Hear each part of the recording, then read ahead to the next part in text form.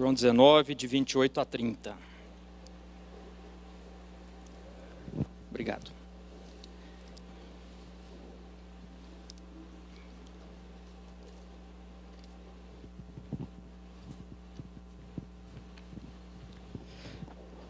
O nome da palavra de hoje, uma palavra bem fácil para a gente lembrar, tetelestai. Lembraram? Nós vamos falar ela várias vezes no dia de hoje. E na realidade, o que eu queria refletir com vocês hoje é sobre as últimas palavras que Jesus falou durante a sua crucificação. Vocês sabem que nós fomos aí junto com alguns irmãos para uma viagem para Israel.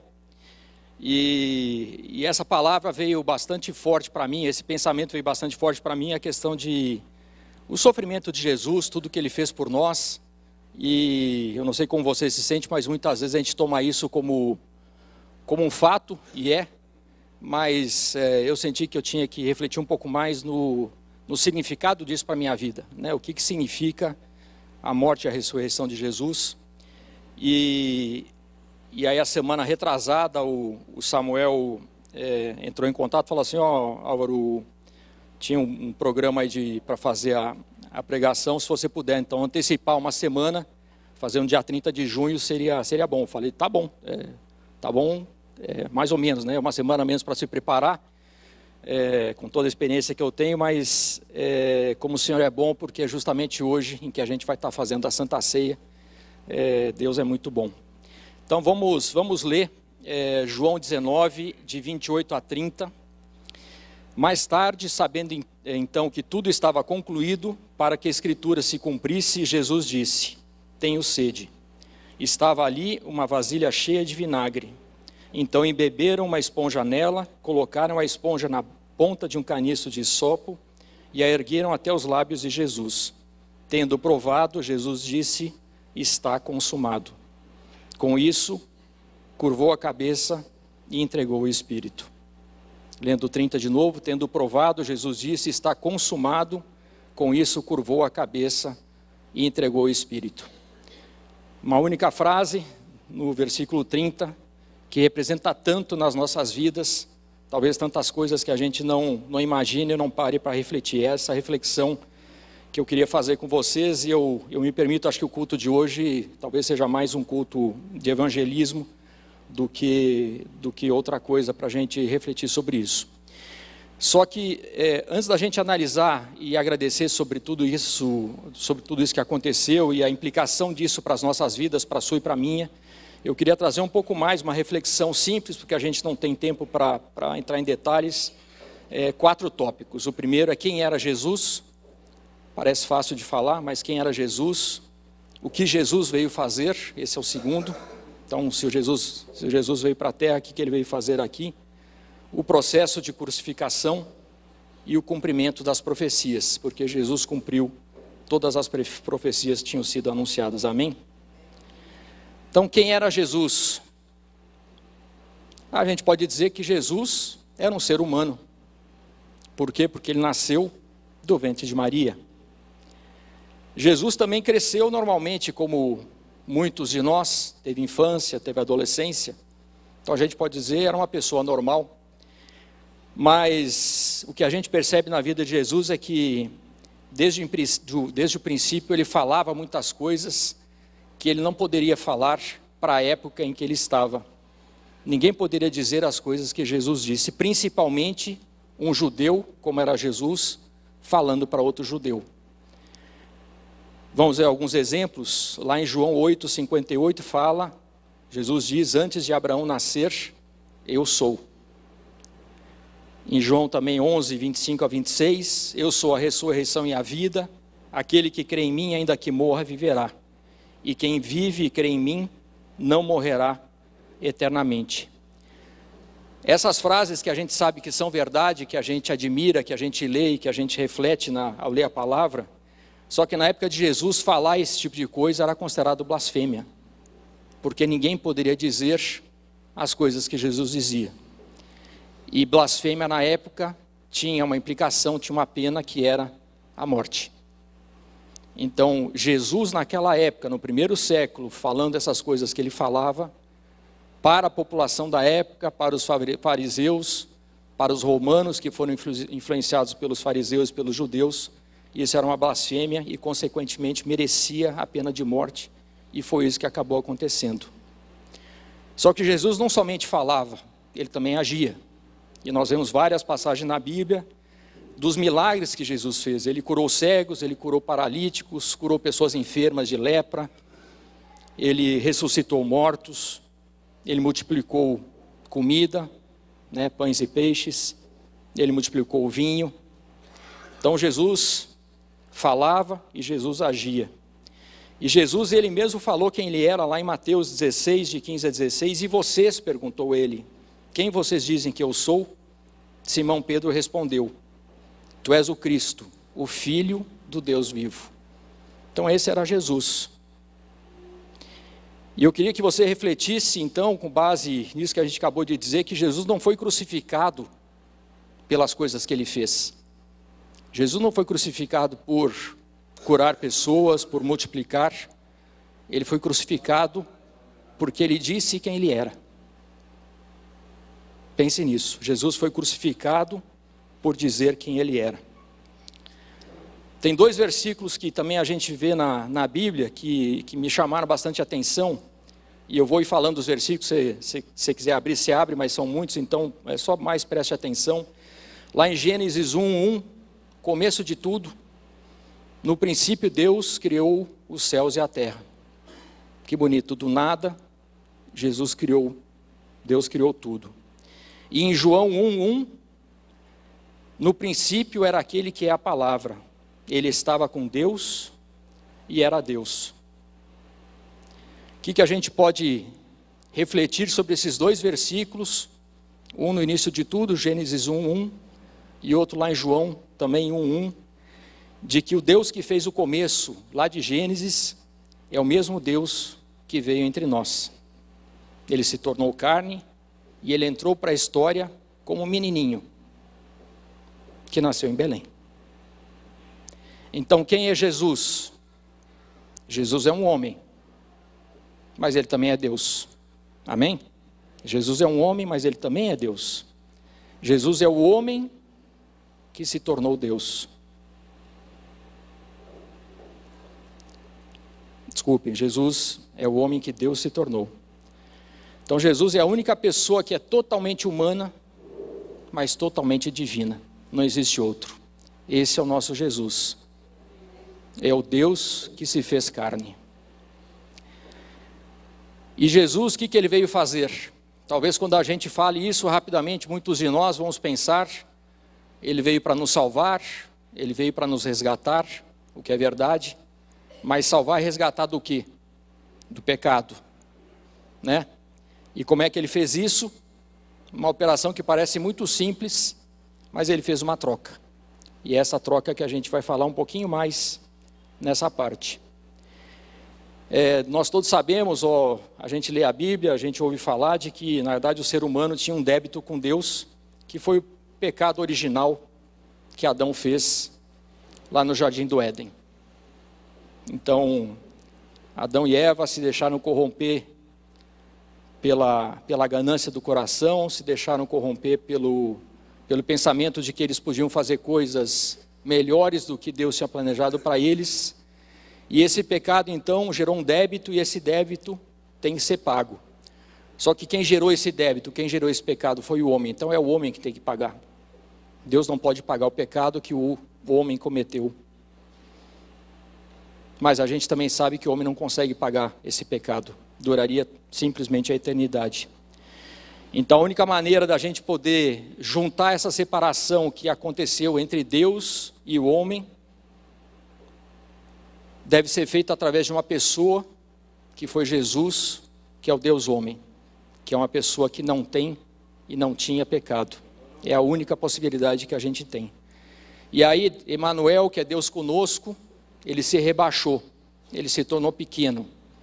Ele saiu do trono que ele ocupava junto com o Pai e veio até nós. Ele se tornou pequeno por nós, para nos resgatar. Tem uma passagem que é bem bonita, Filipenses 2, de 5 a 8. Fala para o seu irmão que está do seu lado aí, que essa passagem você tem que marcar na sua Bíblia. Fala aí. Essa passagem você tem que marcar na sua Bíblia. Filipenses 2, de 5 a 8. Seja a atitude de vocês a mesma de Cristo Jesus, que embora sendo Deus, não considerou que o ser igual a Deus era algo a que devia apegar-se, mas esvaziou-se a si mesmo, vindo a ser servo, tornando-se semelhante aos homens, e sendo encontrado em forma humana, humilhou-se a si mesmo, e foi obediente até a morte, e morte de cruz. Que maravilha! Essa é a atitude que Jesus espera de nós.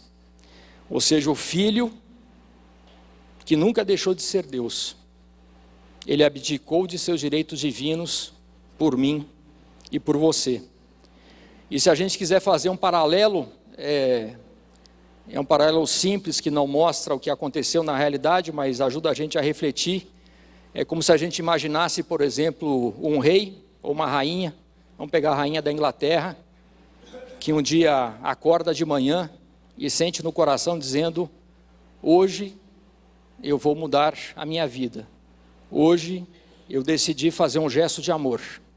Então eu vou tirar minha coroa, eu vou colocar de lado o meu cetro, eu vou tirar minhas roupas reais, o que talvez se a gente parasse por aí já seria quase que um absurdo para uma pessoa que é rainha ou que é rei.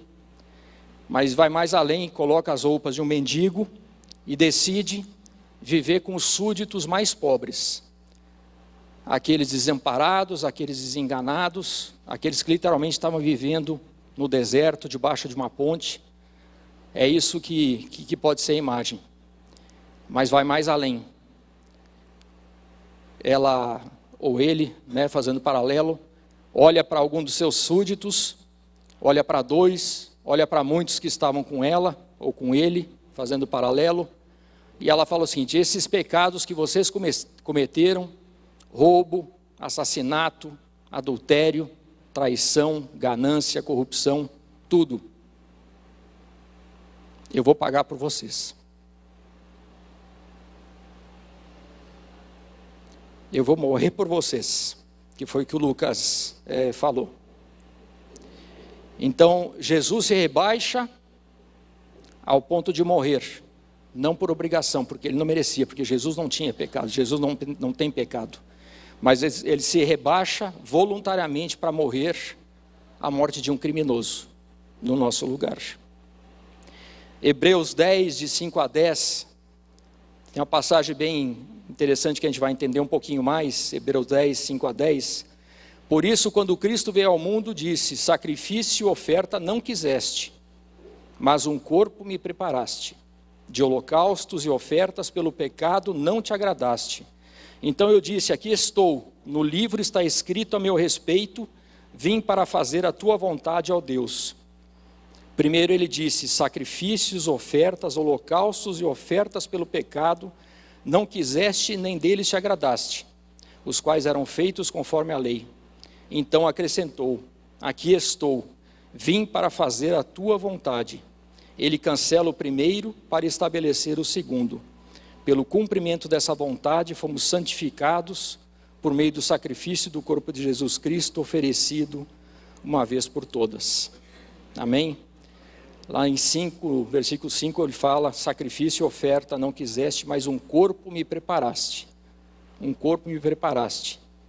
Que corpo é este? O nosso Senhor, Cristo, Salvador, Emanuel, o Cordeiro de Deus.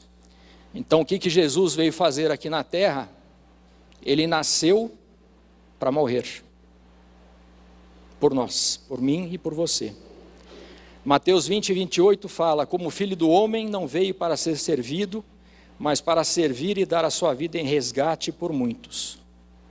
Resgate, que resgate é esse? Quando a gente imagina alguém pagando um resgate, você paga um resgate por alguma coisa? Não, né? A gente paga um resgate por quê? Por uma pessoa, alguém que a gente quer. Na verdade, você paga um resgate para você comprar um refém, eventualmente um escravo, e, em última instância um corpo. Esse é o resgate. E que corpo é esse? Das pessoas que estão cativas, eu e você. Então Jesus veio pagar o resgate para nos libertar da nossa escravidão. E que preço ele pagou? Ele entregou o próprio corpo por nós. Como fala Hebreus 10, um corpo me preparaste. Então Jesus fez duas coisas que são fundamentais para o nosso resgate. Que coisas são essas? Primeiro, ele viveu a vida de que nós deveríamos ter vivido, porque os planos de Deus para nós era uma vida perfeita. Deus nos criou à imagem e semelhança dele. Deus nos colocou aqui na terra com muito amor. E Deus queria ter uma relação de harmonia, de amor conosco. Mas o pecado e a ganância do coração humano corromperam essa relação. E Jesus então veio para viver uma vida que nós deveríamos ter vivido, mas nós não quisemos. Não é que nós não vivemos, nós não quisemos viver. Enquanto nós nos rebelamos contra Deus, Jesus, ele se submeteu. Enquanto nós pecamos, Jesus obedeceu. Enquanto nós vivemos para nós, Jesus viveu para quem? Para o Pai. Enquanto nós vacilamos, nós ouvimos o pecado falar no nosso ouvido, Jesus venceu. Jesus nunca falhou, obedecendo até a morte. E ninguém jamais conseguiria fazer isso. Por mais que a gente fale, por mais que a gente cante, mas ninguém conseguiria fazer o sacrifício que Jesus fez. Então a primeira coisa, Jesus viveu a vida que nós deveríamos ter vivido e não quisemos. E a segunda coisa, Jesus fez uma troca. Jesus fez uma troca. Que troca foi essa? Ele trocou a vida perfeita que ele tinha e tomou as nossas vidas vazias e podres, que é assim que nós nos sentimos. Jesus ficou com a nossa maldade, mas não só com a nossa maldade, com o julgamento e a punição que tem que vir associadas com a justiça de Deus, que nós vamos falar um pouquinho mais sobre isso. Enquanto nós ficamos com a bondade de Deus, nós tomamos o lugar de Jesus e ele tomou o nosso lugar. Como nós lemos lá em Hebreus 10, 5, um corpo me preparaste. Então, quem é Jesus e o que Jesus veio fazer com preparação para nossa salvação. E falando sobre a crucificação, que é um pouco para a gente refletir as últimas palavras de Jesus. Então, lembrando que a gente falou de que na verdade Jesus não foi crucificado pelo que ele fez, mas sim pelas coisas que ele diz que ele era. Então, só para a gente entender, Jesus não foi crucificado por curar as pessoas no sábado, por exemplo, porque nós sabemos que naquela época o cumprimento aos mandamentos, o cumprimento à lei era extremamente valorizado. Nós tínhamos aí todo esse conceito dos judeus, dos próprios fariseus, próprio Paulo, mais na frente, que era um fiel seguidor da lei. Então, fazer alguma coisa no sábado era uma atitude contra a lei. Mas Jesus não foi crucificado por ter curado pessoas no sábado. Jesus foi crucificado porque ele dizia de que ele podia perdoar os pecados. Por isso que Jesus foi perdoado. E a crucificação, na realidade, era uma forma cruel de execução. Se a gente parar para pensar, muitas vezes a gente vê a cruz, mas o processo que levava a colocar uma pessoa na cruz e a agonia que isso significava, era um processo extremamente cruel de execução, que geralmente somente escravos ou criminosos que sofriam esse tipo de pena ou esse tipo de morte. Então a pessoa e Jesus era presa na cruz com pregos de aço, pregos longos, enferrujados, porque eles aproveitavam os pregos. E nós temos que lembrar que ao ser colocado na cruz, Jesus já tinha passado por um açoitamento, em que as costas dele, as pernas dele, sem roupa, ele tinha sido açoitado brutalmente e tinham colocado na cabeça dele uma coroa de espinhos, né, gozando de que se ele era quem ele dizia ser, que ele merecesse então colocar uma coroa de espinhos na cabeça. Talvez muitos de nós tenhamos visto aquele filme A Paixão de Cristo, né, em que o Mel Gibson faz o papel de Jesus.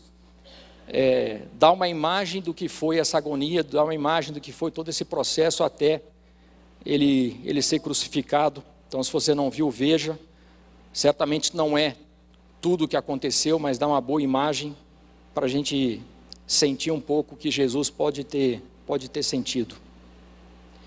E aí, quando Jesus, ele mesmo tem que levar a cruz lá para o lugar chamado Gólgota, colocam ele na cruz, e aí começa o processo de crucificação. E a gente vê a imagem muitas vezes de que, na verdade, a crucificação, os pregos são colocados na mão, na verdade não é na mão, é no punho. Então é nessa região que se colocar na mão com o peso, vai rasgar a mão, então na verdade é colocado no punho. E aqui no punho, lendo um pouquinho mais, tem um nervo, que chama nervo mediano, e quando essa região ela é dilacerada, quando essa região ela é rompida, a dor, segundo os médicos, é uma dor insuportável. Então, primeiro, pregam os punhos de Jesus na cruz, e depois colocam os pés um sobre o outro, e aí passa um prego longo sobre o peito dos pés, pregando ele na cruz. E aí levanta a cruz. E aí nessa situação, uma pessoa que fica nessa situação, a morte ela é certa, mas ela é lenta, e ela é agonizante. Porque a pessoa fica, ao longo de todo esse tempo, pendurada na cruz, sangrando, com uma dor, como a gente falou, incrível, e geralmente a pessoa morria de choque ou falência dos órgãos, ou por asfixia. No primeiro momento, o que acontece com o peso do corpo? Então o corpo vem para baixo, e todo o peso do corpo, para tentar tirar um pouco a pressão desse prego que fica nos pés, o corpo ele é suportado, então a pessoa, a vítima, Jesus, solta o corpo para poder aliviar a dor que tinha nos pés. E aí todo o peso do corpo fica suportado por esses pregos nos punhos. Pare por um momento para pensar que dor seria essa.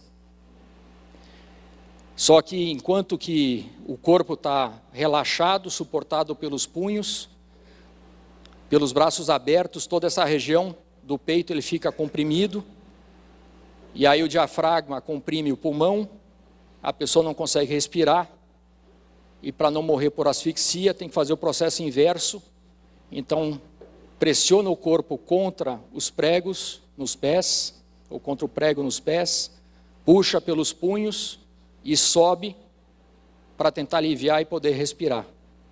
E nessa operação, nesse mecanismo de subir e baixar constantemente, a gente não pode esquecer que as costas de Jesus, elas estão flageladas. E tampouco a gente pode imaginar de que a cruz é alguma superfície que foi polida, que foi plana, que está lisinha. Nós estamos falando de um pedaço de madeira que está áspero e irregular. Então não sei se você conseguiu botar na sua cabeça. A minha ideia aqui não é gerar pena nos nossos corações, mas a gente tentar imaginar um pouco o que essa cena representa pela minha vida e pela sua. E numa situação como essas, a agonia poderia durar vários dias, até um ponto em que a pessoa já não poderia mais suportar, então ela morre, ela falece, ou por falência do corpo, ou como a gente falou, por asfixia ou sufocamento.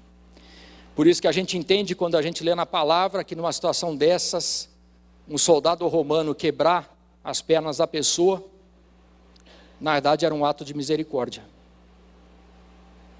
Porque se você quebrar as pernas da pessoa, todo o peso da pessoa vem para baixo, a pessoa não consegue mais respirar, e ela morre por asfixia, mas acabou. Ao passo que você ficasse na cruz 2, 3, 4 dias, a agonia era muito maior. Que não foi o que aconteceu com Jesus, a gente já vai ver na sequência. Só que além de toda essa questão do sofrimento físico que a gente acabou de descrever, a agonia de Jesus era muito maior. Por quê? Porque nesse momento toda a ira de Deus, toda a justiça de Deus pelos pecados do mundo, pelos meus pecados, pelos seus pecados, estão sendo descarregados sobre o corpo de Jesus. Ou seja, não é só agonia física. A ira de Deus pelos pecados do mundo inteiro naquele momento está sendo descarregada sobre o corpo de Jesus. Sobre uma pessoa que não tinha nenhum pecado, sobre o Filho de Deus. Como se ele fosse o culpado por um crime que ele tivesse cometido, que nós sabemos que ele não cometeu. Então Jesus sofreu fisicamente, emocionalmente e espiritualmente. Nós talvez lembremos que no alto da cruz tinha uma plaquinha, certo? Foi colocada lá, foi pregada uma plaquinha. Que plaquinha que era essa? Na verdade chama em grego títulos, que é uma declaração oficial, que era a justificativa pela qual o criminoso, o prisioneiro, o rebelde, Jesus, estava sendo executado. É uma declaração pública do crime de rebeldia de Jesus. Como nós falamos, por ele falar quem ele era, e ele era, isso foi considerado blasfêmia.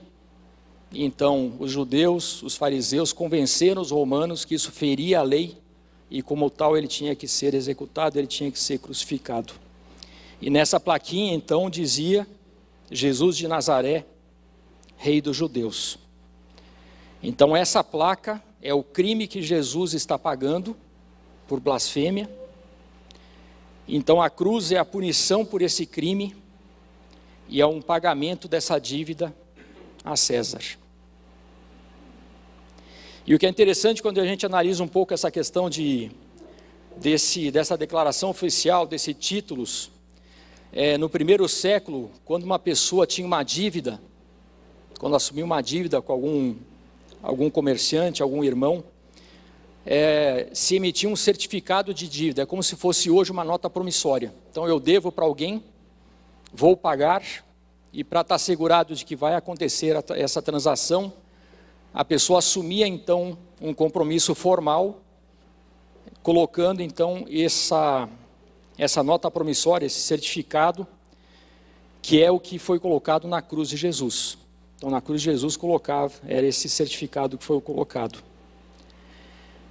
E aí quando essa nota promissória fosse pago, quando esse compromisso fosse saldado, quando essa dívida fosse quitada, aonde estava essa nota fiscal, essa nota promissória, alguém lá escrevia uma palavra que em grego, por que grego? Porque na época a língua que se usava em operações comerciais era o grego. O pessoal nessa época falava hebraico e aramaico, mas a língua corrente para efeito de transações,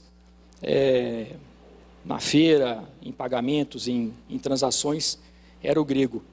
E ao lado então desse título, junto dessa nota promissória, se escrevia uma palavra que era justamente tetelestai.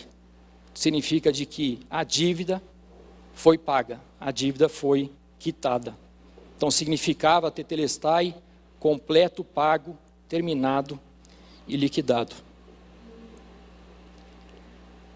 Só que na realidade, essa é a cena de que nós vemos. Essa é a cena que as pessoas que estavam assistindo à crucificação via. Essa é a cena que os soldados romanos estavam vendo. Essa é a cena que os fariseus estavam vendo e apreciando. Alguém que, segundo eles, burlava de Deus por falar de que ele era quem ele era.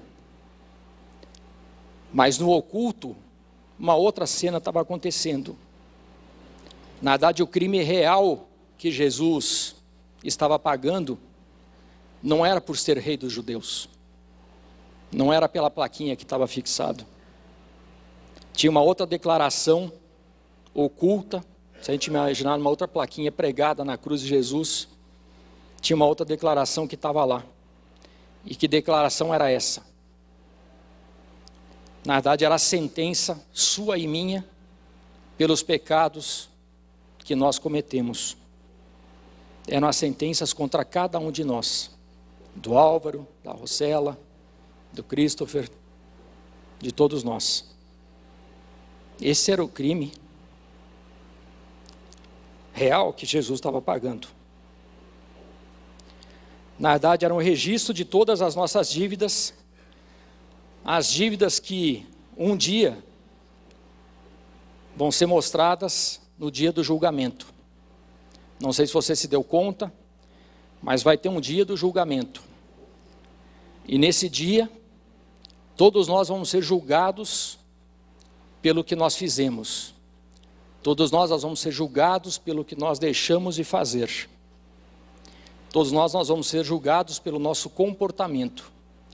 E ao nós sermos julgados, não é o julgamento em que a gente pode se comparar com outros, falando, Deus, eu fiz isso, mas se você olhar para o João, ou se você olhar para Maria, o meu pecado foi menor. Ou se comparado com Hitler, o meu pecado foi muito pequeno. Nesse dia, o que vai ser avaliado vai ser o nosso próprio comportamento. Não é um comportamento relativo.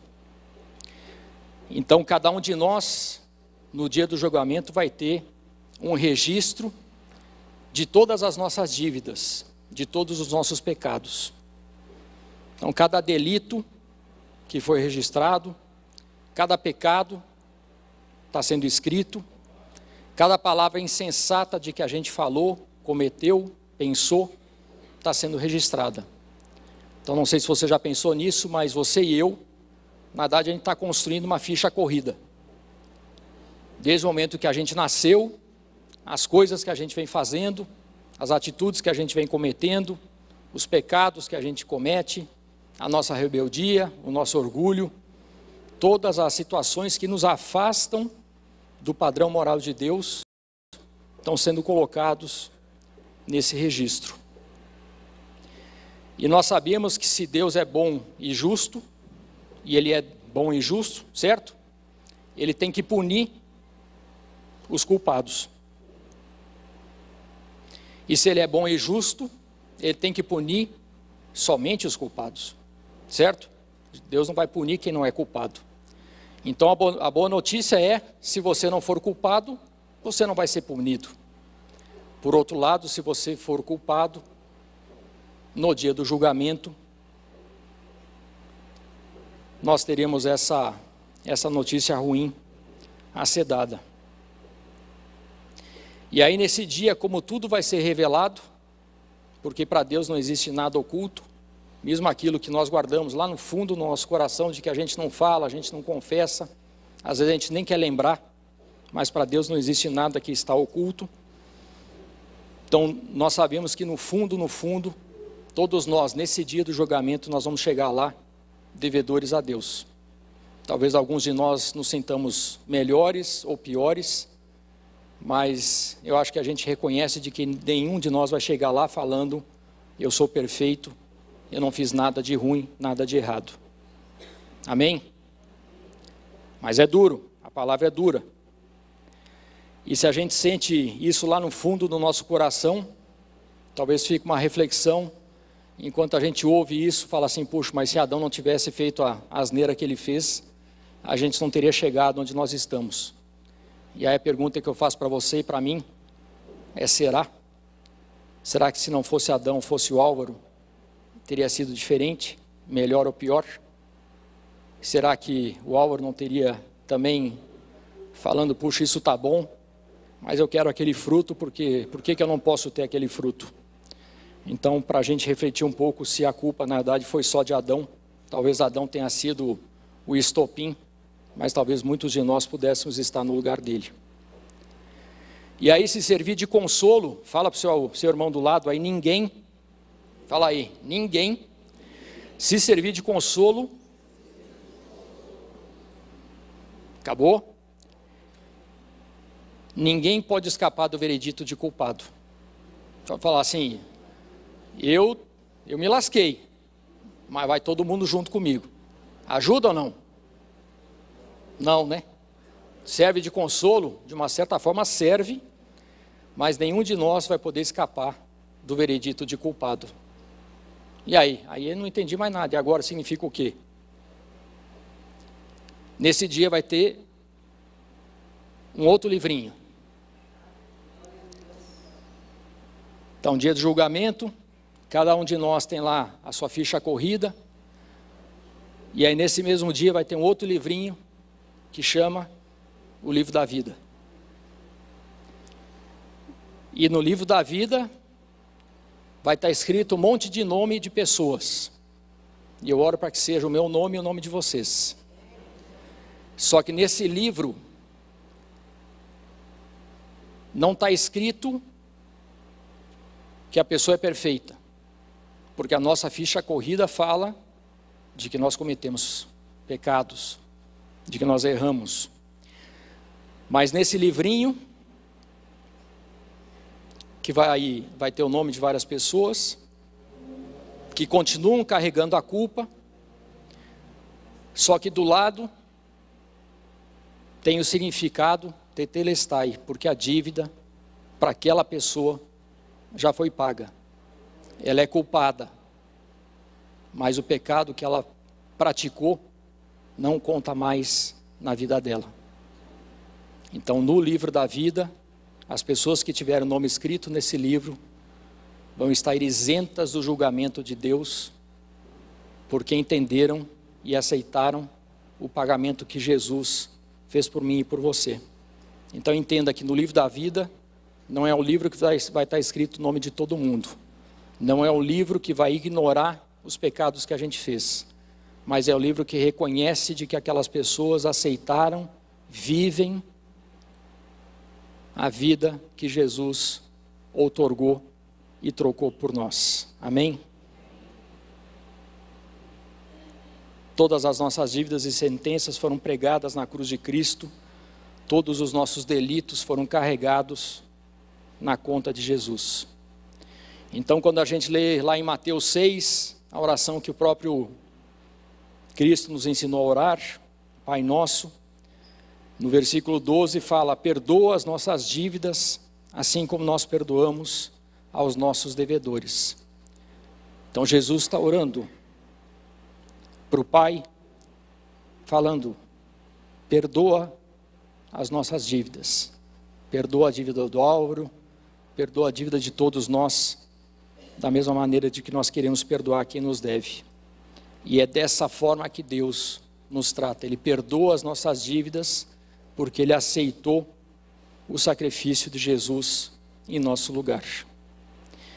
E quando a gente lê então João 19, 30, que no final fala: está consumado, o que a gente entende disso? Enquanto Jesus estava na cruz, Ele falou por 7 vezes. Se você ler as Escrituras, você vai perceber que Ele falou em 7 diferentes oportunidades. E enquanto Ele estava lá pregado na cruz, tinha uma transação que estava acontecendo, uma transação divina que estava acontecendo. Jesus estava então fazendo a troca da vida dele, do corpo dele, com Deus.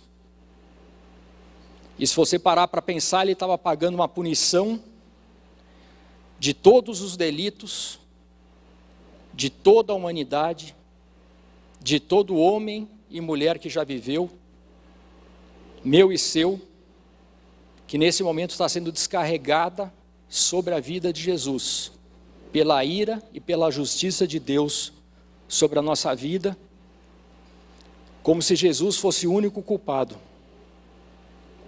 Ou seja, todos os crimes que a humanidade já cometeu contra Deus, assassinato, roubo, um olhar lascivo de uma pessoa contra outra, aqueles vícios que nós temos, não só os visíveis, mas aqueles que são ocultos, os nossos momentos de orgulho, aqueles momentos que talvez um pastor está aqui em cima achando de que ele é melhor do que qualquer pessoa, tudo isso nos afasta do padrão moral de Deus. E tudo isso, na visão de Deus, é um pecado. Então, tudo isso que nos afasta desse padrão moral de Deus, está sendo descarregado contra a vida de Jesus. E aí, quando esse pagamento, ele está pleno, ele está quitado, ele está completo, quando o último débito daqueles que confiam em Jesus desaparece, quando a justiça de Deus, ele está sendo satisfeita, É nesse momento que Jesus simplesmente entrega voluntariamente, fala para o seu irmão aí, voluntariamente. Então, Jesus simplesmente entrega voluntariamente seu espírito nas mãos do Pai e morre. Então, Jesus está entregando seu espírito de maneira voluntária nas mãos do Pai. Lá em Marcos 15:39 fala: quando o centurião que estava em frente de Jesus ouviu o seu brado e viu como ele morreu, disse: realmente este homem era o Filho de Deus. Um centurião percebeu. Em João 10:17-18, por isso é que meu Pai me ama, porque eu dou a minha vida para retomá-la. Ninguém a tira de mim, mas eu a dou por minha espontânea vontade. Tenho autoridade para dá-la e para retomá-la. Esta ordem recebi de meu Pai. Só que antes de Jesus entregar o seu espírito ao Pai, ele fala, o que a gente leu lá em João 19:30, está consumado. E em grego, porque o Evangelho de João foi escrito em grego essa palavra está consumado chama tetelestai.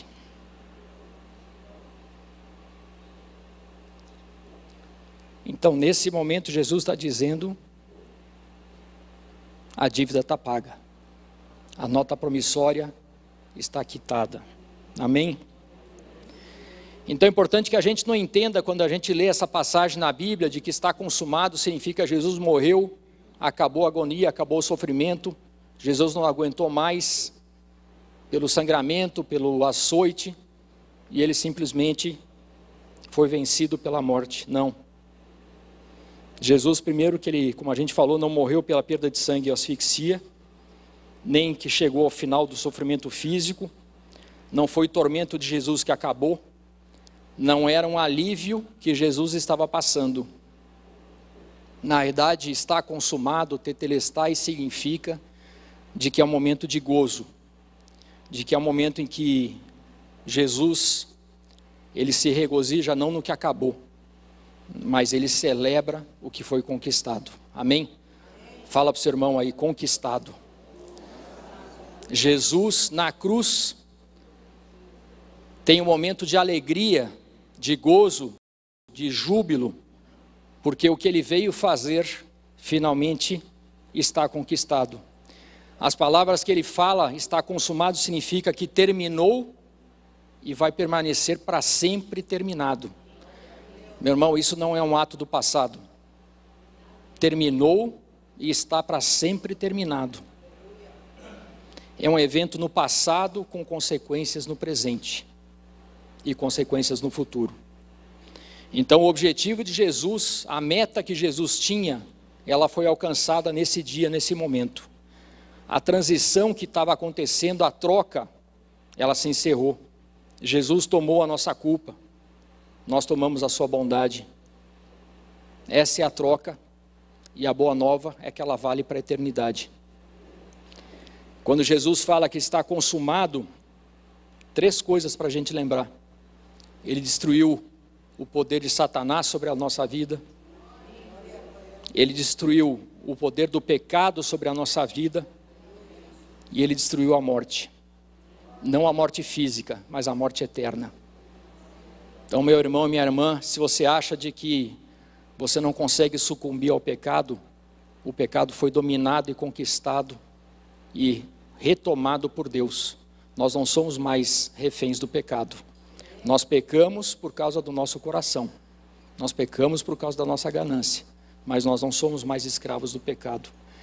Todas as exigências da lei dos profetas, nesse momento da cruz de Cristo, foram cumpridas.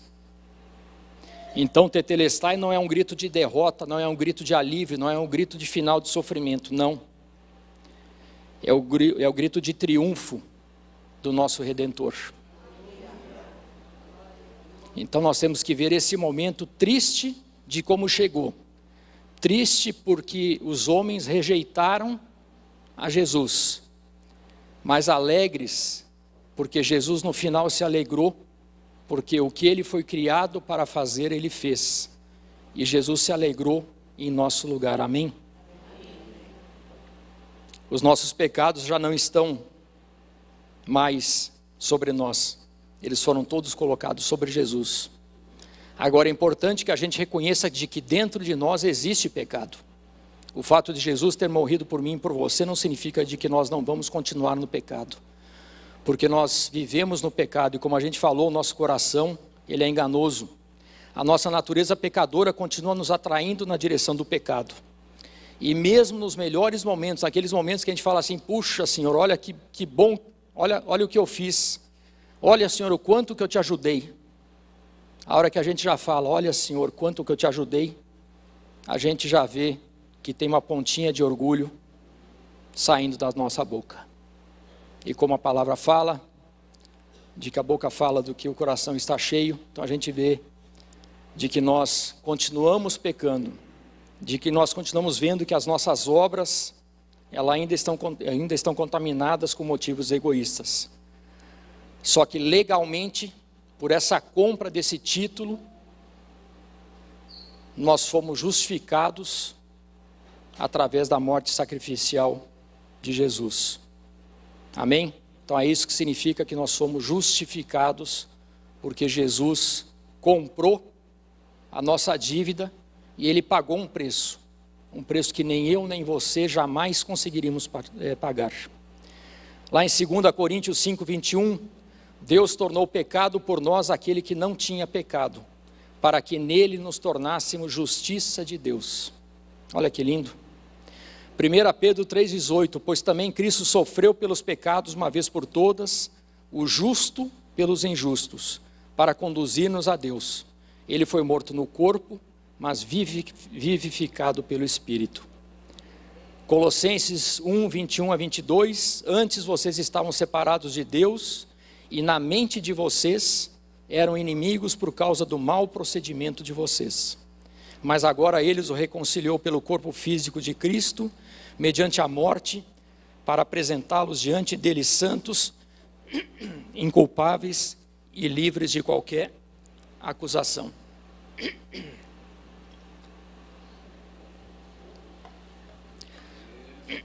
Romanos de 5-9, como agora fomos justificados por seu sangue, muito mais ainda, por meio dele, seremos salvos da ira de Deus. De novo, né? Justificados por seu sangue. O sangue de Cristo nos comprou, o sangue de Cristo nos justificou.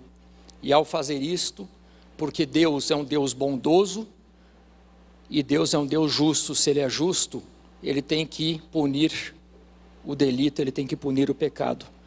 Então nós somos salvos através do sangue de Cristo da ira de Deus.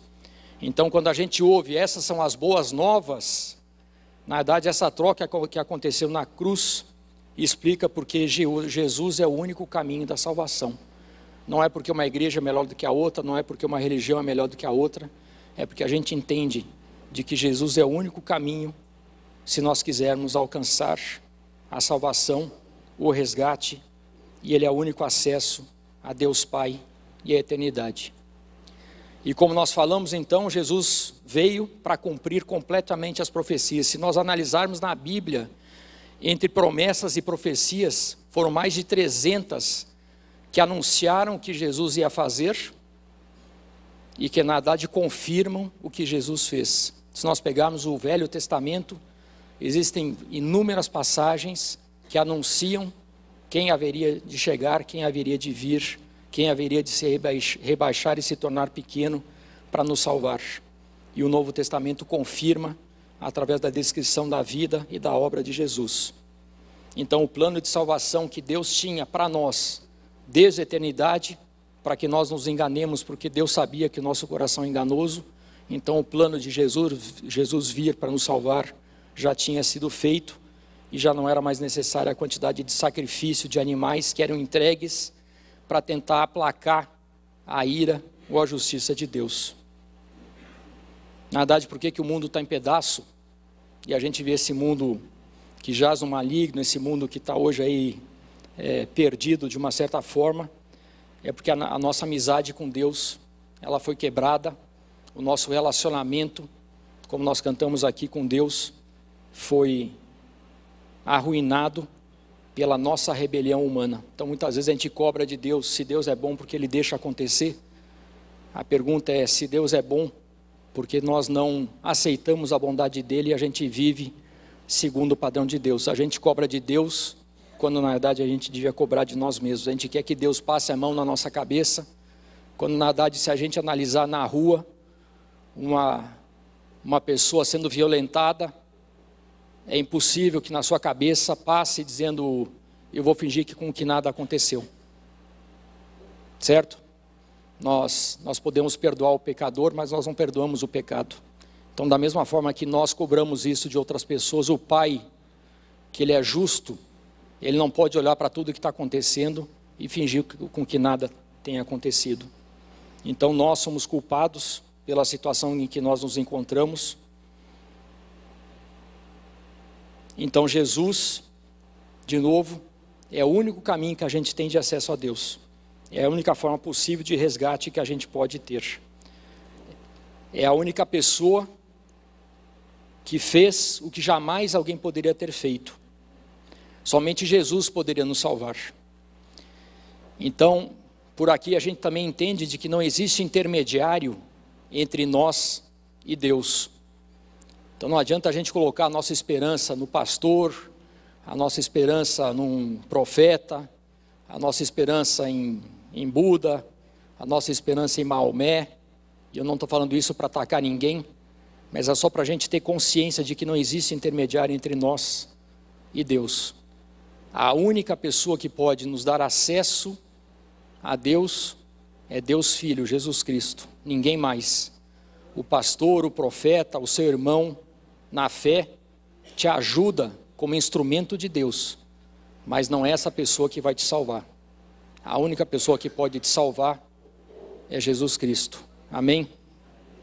Sem Ele, nós seríamos esmagados pela nossa dívida. Sem Ele, cada um de nós teria que pagar pelos nossos crimes. E eu acho que você consegue imaginar de que isso levaria à eternidade e ainda assim seria pouco. Então a perfeita obediência de Cristo à lei de Deus, porque na verdade Jesus não teve pecado, Ele resistiu ao pecado. Quando Ele foi tentado no deserto, Ele resistiu ao pecado, numa tentação semelhante ou talvez pior do que Adão teve no Jardim do Éden, mas Ele resistiu, sendo homem, Ele resistiu. Então a obediência de Cristo à lei estava concluída. Agora já não era mais necessário que o homem precisasse obedecer perfeitamente a cada lei de Deus para ser salvo. A gente vai entender isso. Porque na verdade a lei, ela não foi criada para a gente ser salvo. A lei nos trazia uma reflexão do papel que Jesus ia fazer. Porque Jesus é o perfeito cumprimento da lei. E onde é que a gente vê isso? Está lá em Gálatas 3, de 23 a 25. Antes que viesse essa fé, estávamos sob a custódia da lei, nela encerrados, até que a fé que haveria de vir fosse revelada. Assim, a lei foi o nosso tutor até Cristo. Em outras versões fala de que a lei ficou tomando conta de nós até Cristo, para que fôssemos justificados pela fé. Agora, porém, tendo chegado à fé, já não estamos mais sob o controle do tutor. Amém? Então Jesus veio substituir o que a lei jamais poderia ter feito, mas a lei era uma forma de nos mostrar o que nós deveríamos fazer, colocando a nossa confiança, aceitando o sacrifício de Jesus por nós, porque era a única maneira de poder aplacar a justiça de Deus. Então nós podemos trocar a nossa lista pesada de pecados, a nossa cadeia de transgressões, a nossa cadeia de rebeldia contra Deus e trocar pela bondade de Cristo. E o que é melhor, meu irmão e minha irmã, é que isso é um presente para nós. E se é um presente, é grátis. Se é um presente, é grátis. Não pode ser comprado nem conquistado. Aliás, nem precisa. Por quê? Porque Jesus já pagou por ele. Se é um presente, qual que é o nosso papel para a gente receber? A gente recebe de maneira humilde, sem orgulho, de joelhos dobrados. O que nós precisamos fazer é crer em Jesus. Só que na verdade, se a gente parar para pensar, Satanás também crê em Jesus. Amém? Sim ou não? Então, crer em Jesus não é suficiente. Nós temos que dar um passo além. Nós temos que confiar em Jesus. E crer não é a mesma coisa que confiar. Crer significa dizer que você leu, talvez você tenha entendido, mas ficou nisso. A sua vida continua a mesma. Talvez eu e você venhamos na igreja, crendo que Jesus vai fazer alguma coisa por nós. Talvez eu e você oremos, crendo de que uma porta vai se abrir para nós. E tudo isso pode acontecer, em nome de Jesus eu oro para que aconteça. Mas o que Deus espera de nós é que nós possamos confiar em Jesus. Que nós possamos confiar em Jesus, que é muito mais do que crer. E isso tem que ficar claro de que é o verdadeiro significado da fé. Quando você confia em Jesus, o amanhã não está nas suas mãos. A porta que vai se abrir não vai ser pela sua própria força. E aqui eu não quero dizer que a gente não tem que fazer o nosso papel, porque Jesus tampouco fala que a gente tem que ficar sentado esperando o maná cair do céu. Não é assim. Nós temos que fazer a nossa parte. Mas o dia de amanhã pertence ao Senhor. O passado está colocado na cruz de Cristo. O presente é uma busca constante pelo amor de Cristo. E esse é um papel que eu e você temos que ter. É nossa decisão. Deus, Ele é justo, Deus, Ele é bondoso, mas Ele não invade a nossa vida. Se nós não convidarmos Jesus a entrar na nossa vida, Ele não vai entrar. Jesus está de braço aberto para nós, mas é nós que temos que abrir o nosso coração para Ele. Amém? Então, fala para o seu irmão aí, você precisa confiar em Jesus. Romanos 6, 23, como nós conhecemos, pois o salário do pecado é a morte. Por isso que a gente entende. O salário do pecado, que é onde nós vivemos, a nossa ganância, o nosso orgulho, está fora do padrão moral de Deus, e como tal, a pena que tem é a morte eterna, não é a morte física, é a morte eterna. Mas o dom gratuito de Deus é a vida eterna em Cristo Jesus, nosso Salvador.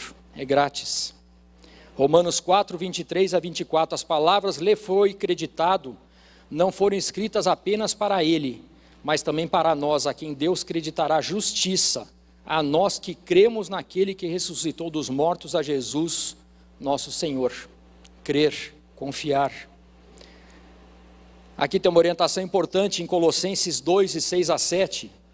Então, Colossenses 2, e 6 a 7. Portanto, assim como vocês receberam Cristo Jesus,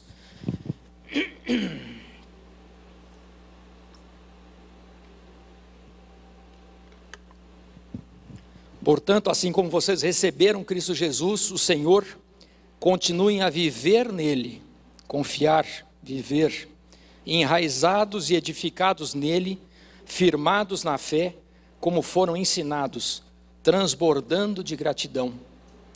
Então é através dessa mensagem, se a gente raciocinar, refletir bem nessa passagem, daí, meu irmão e minha irmã, vêm as boas obras, porque nós somos gratos. Então as boas obras que a gente faz, a oferta que a gente faz, o consolo que a gente tem, a compaixão que a gente tem pelo nosso irmão, não compra absolutamente nada, não conquista absolutamente nada, mas é por a gente reconhecer o que Jesus fez por nós, é que o nosso coração transborda de gratidão, e ao transbordar de gratidão, assim como Deus, nós olhamos o nosso irmão de forma diferente, porque nós somos gratos, e por isso nós fazemos as boas obras. Amém? Tem outro versículo que é importante, fale para o seu irmão aí, marque na Bíblia. Não ouvi ninguém falar, marque na Bíblia.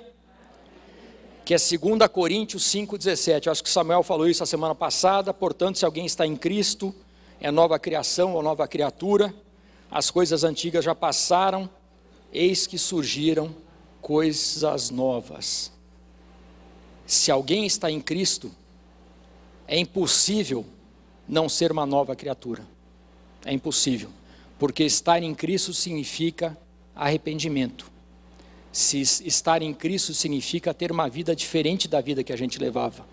Se a gente aceita Jesus, se a gente confia em Jesus, e não é vir na igreja que isso vai acontecer, venha, mas não é o ato de vir na igreja, de estar nesse local físico, mas se alguém está em Cristo e continua sendo a mesma pessoa, significa que no fundo, essa pessoa não aceitou e não confiou em Jesus. Por quê? Porque não teve arrependimento, porque não teve mudança de atitude, porque é impossível uma pessoa estar em Cristo e não ter a vida alterada e mudada. Amém? Assim, a tumba vazia e a ressurreição de Cristo são provas incontestáveis de que Deus Pai aceitou o pagamento de Deus Filho, de Jesus, pelos nossos pecados, pelos pecados em nosso nome, como nosso substituto.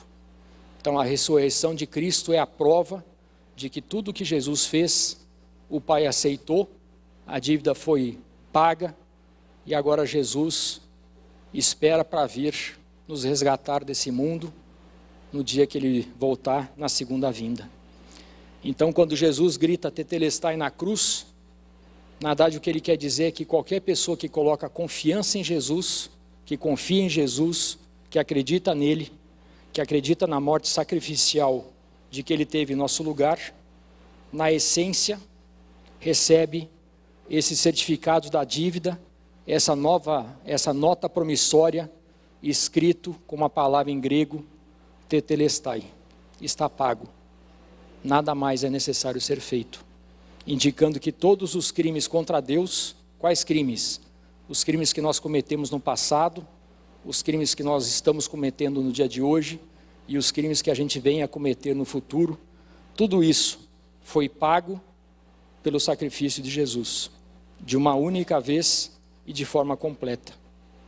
E se a gente entender isso, e a gente praticar isso na nossa vida, significa que, em nome de Jesus, o nosso nome vai estar escrito naquele caderninho, que é o livro da vida. Amém?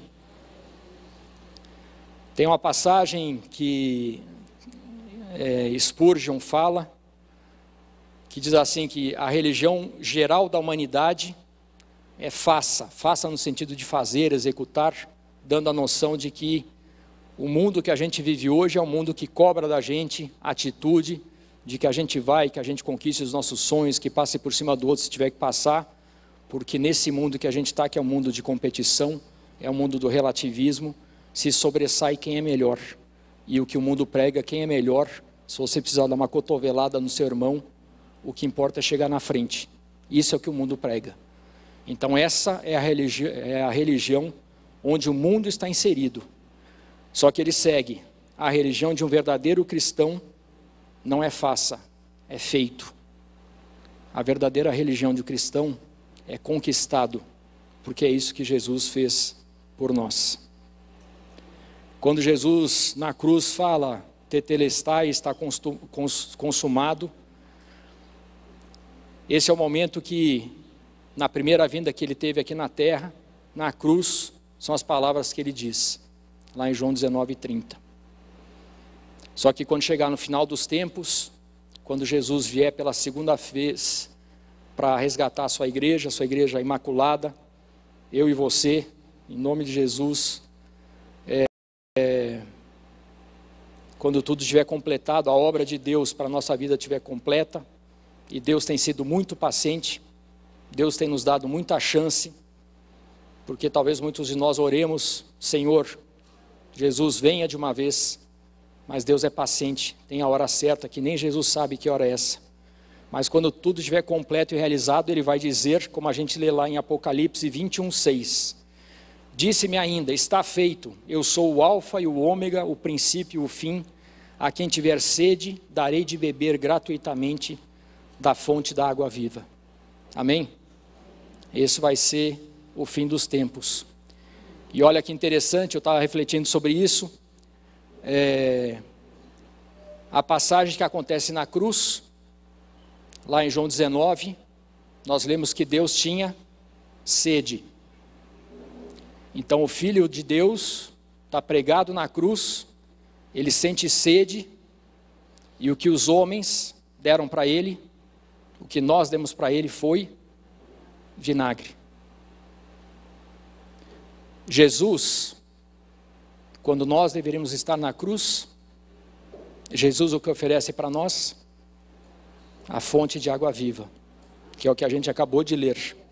A quem tiver sede, darei de beber gratuitamente da fonte da água viva. Amém? Vamos ficar de pé. Nós já vamos começar a nossa ceia, e como eu falei, acho que esse é um momento importante para a nossa reflexão. E se você me permitir, eu queria fazer para você um pedido e um convite. Você aceita?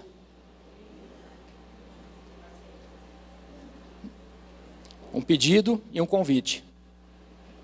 Isso não obriga você a aceitar o que eu vou dizer, mas eu só quero que você aceite que eu faça para você um pedido e um convite. E que pedido é esse? Se durante essa pregação, se durante essa reflexão, você foi pensando no que Jesus fez por você, se você foi pensando tudo o que significa a morte de Jesus por mim e por você na cruz, mas ainda assim, lá no fundo do seu coração, veio à sua mente, porque eu acredito de que Jesus, de que o Espírito Santo possa ter trazido essa imagem, possa ter revelado no seu coração alguma coisa que estava oculta, e se veio alguma coisa no seu coração dizendo: ah, Senhor, mas esse pecado, essa atitude, eu não acho que o Senhor consegue perdoar. É demais, porque isso que eu fiz no seu lugar, eu não aceitaria. Eu não sei se isso passou no seu coração ou está no seu coração. Talvez, nem vou falar orgulho, porque na verdade é orgulho, mas talvez o que tenha motivado esse pensamento em você não tenha sido orgulho, tenha sido um despertar do Espírito Santo de que veio essa imagem, de que essa atitude, esse ato, esse pecado, essa ação que você cometeu, talvez outras você tenha colocado na conta de Jesus, mas essa você acha que Jesus não vai aceitar. De novo, não sei se esse é o caso, mas esse é o pedido, na verdade é uma súplica. Feche os seus olhos e nesse momento deixe a sua mente repousar na verdade que está por trás do que a gente falou. Está consumado, tetelestai. E eu te peço, meu irmão e minha irmã, coloca esse pecado na conta de Jesus. Descarrega essa mochila de pecado que você está sentindo agora nas suas costas. Sinta o mover de Deus, porque Ele está oferecendo para você: eu já paguei, você não precisa carregar isso. Talvez você não se orgulhe do que você fez, e na verdade eu, Jesus, sei o que você fez. Eu estava lá quando você fez, mas eu morri por você. A minha morte foi por você. Independente do que você fez, eu te amei e eu te amo. Então nesse momento, coloque esse pecado na cruz de Jesus, mas faça mais, na sua mente escreva aí: pago, esse pecado já foi pago pela morte, pelo sacrifício de Jesus. Essa conta já foi paga em nosso nome. Amém? Essa é a súplica, esse é o pedido. Mas eu também quero te fazer um convite. Pode abrir seus olhos. E que convite é esse? É que, como a gente fala, acho que o Luquinhas falou isso no início, que a gente queria adorar a Deus em espírito e em verdade. Também, se ao ouvir essa pregação, essa passagem, essa mensagem, você de alguma forma avaliou, analisou, ou também o Espírito Santo tocou no seu coração, de que você não tem praticado uma vida justificada, que você não tem buscado a santificação, que é a busca por Deus, de que na verdade talvez você já tenha aceito a Jesus em outra oportunidade, mas se você analisar hoje a sua vida com relação ao que era quando você aceitou a Jesus, talvez você não tenha visto muita transformação na sua vida. Talvez você esteja se cobrando de que na verdade você não se arrependeu genuinamente como deveria se arrepender. Talvez você não mudou o seu comportamento. Então esse é o convite. Na verdade, venha para Cristo. Não estou fazendo aqui um apelo para você vir na frente, porque nós vamos ter um momento da Santa Ceia, que é o momento em que você tem que conversar com Deus, e esse é o significado da Santa Ceia, em que a gente entende o que Jesus fez, a gente aceita, a gente reflete, e a gente entrega a nossa vida nas mãos de Deus, porque a gente quer celebrar esse momento como Jesus celebrou na cruz. Mas eu queria te fazer esse convite para que você retome a sua vida com Jesus, retome a sua vida com Deus. Se por um motivo ou outro você tem se afastado, você tem tentado usar a rotina ou os rituais de somente vir na igreja, de você ler 3 minutos por dia, de você orar 5 minutos por dia da mesma forma, de que você está sendo ritualista, esse é o convite que eu queria fazer para você. Seus pecados já foram pagos, o que você fez no passado já passou, o futuro depende da sua atitude e consciência de hoje. Então venha para Jesus, como a gente lê lá em Salmos 37:5, entrega a sua vida ao Senhor, confia nele e ele agirá. Entregue a sua vida ao Senhor. Apocalipse também fala de que eis que estou à porta e bato, se você ouvir a minha voz e abrir a porta, eu entrarei e cearei contigo. Então esse é o convite. Jesus não vai entrar na sua vida colocando o pé na porta. Jesus só pode entrar na sua vida, ou Jesus só pode retornar à sua vida, se você confiar nele, se você abrir o seu coração. Então o convite que eu quero fazer para mim e para você nesse momento: receba Cristo na sua vida. Se você já é crente, reforce a sua crença. Se você se afastou, volte para os braços do Pai. Se você ainda não conheceu a Cristo, fale com os pastores, busque, se você quiser mais esclarecimento, se alguma coisa não ficou clara, nós estamos aqui para isso. Mas aproveite essa oportunidade, não é porque o tempo é curto, apesar do tempo ser curto, não é porque a gente obriga ninguém, você está aqui de livre e espontânea vontade, mas o convite que Jesus faz é: eu vim para isso, eu já paguei por isso. Por que desprezar o presente da minha vida que eu entreguei por você? A escolha é sua. Eu só quero que você entenda de que a consequência da escolha também é sua. Jesus está de braços abertos para te receber. Amém?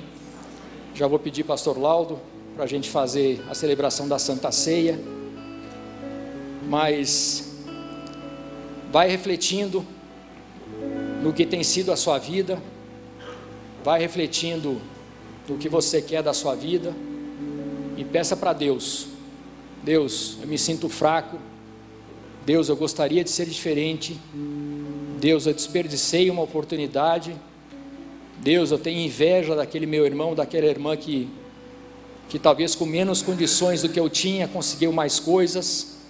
Deus, eu não consigo abrir mão desse pecado, desse vício. Não importa, eu podia seguir falando tantas coisas, mas o convite para você e o que a gente vai celebrar agora na Santa Ceia é justamente isso. É grátis. Receba e se deleite em Jesus Cristo. Amém.